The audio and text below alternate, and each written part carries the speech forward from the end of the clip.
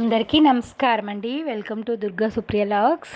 ఈరోజు వీడియో ఏంటంటే very important video అండి. ప్రతి ఒక్కరి లైఫ్లో జరిగేది. నాకైతే చెట్టు కింద వాన గాలికైతే చెట్టు కింద నుంచి మాను పడిపోవడంతో ఒక్క నిమిషం ముందు ఆవులు తీసి కట్టడం వల్ల తర్వాత గాలికైతే పెద్ద మానైతే పడింది. కానీ ఆ మాన కింద ఆవులు ఉంటే మనకు చెయ్యి అయితే దొరుకుండవు. అంత పెద్ద ప్రమాదం నుండి తప్పించుకున్న ఆవులు ఆ భగవంతుడే కాపాడినాడండి. ఆ భగవంతుడికి కోటి కృతజ్ఞతలు. ఇప్పుడైతే అవి రెండు ఆవులు ఒకే రోజు 2 దూడలను అయితే వేసినాయి.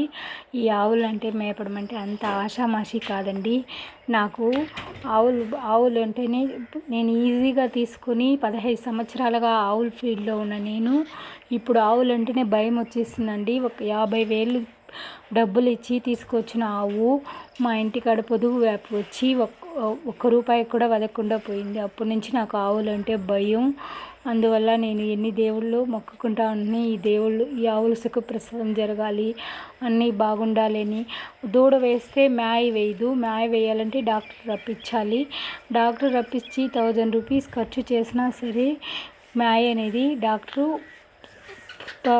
క్లియర్గా అయితే తీయలేరు. ఇంకా కొంచెం వదలడం వల్ల ఆవులో హెల్త్ ప్రాబ్లమ్స్ అయితే వస్తూ ఉంటాయి.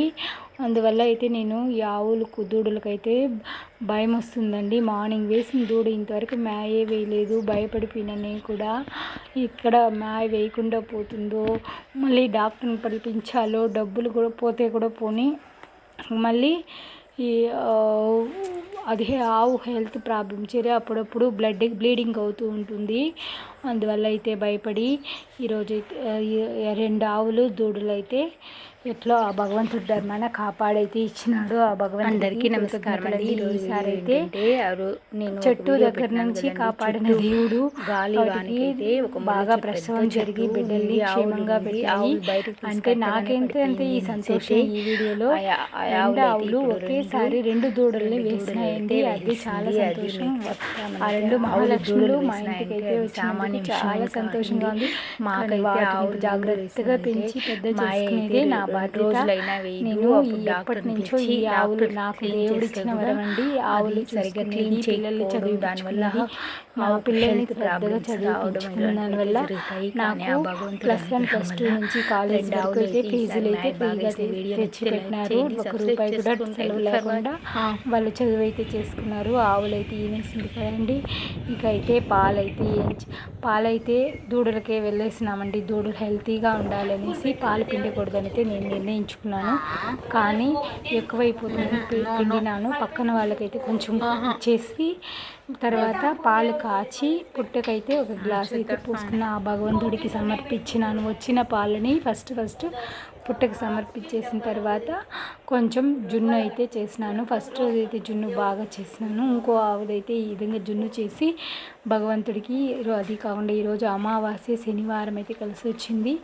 మహాలక్ష్మీదేవికి అభిషేకం చేసి శంకుతీర్థంతో ఆ తల్లికి పుష్పాలు అలంకరించి గంధం పుష్పం అలంకరించి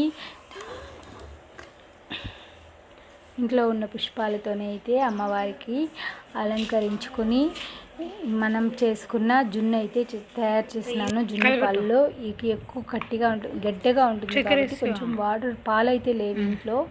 అందువల్ల గడ్డగా వేసి కొంచెం వాటర్ కలిపి జున్ను అయితే చేసి అమ్మవారికి అయితే నివేదన చేసి హారతి ఇచ్చి గంట కొట్టి పూజ అయితే చేసుకున్నాను.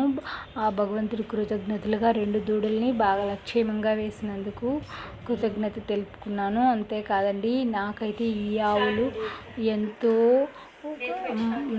అదే చెప్తారండి, రూపాయి వచ్చినా మన కష్టార్జితం మనకి ఎక్కడికి పోదు, మనకే వస్తుంది అనేసి.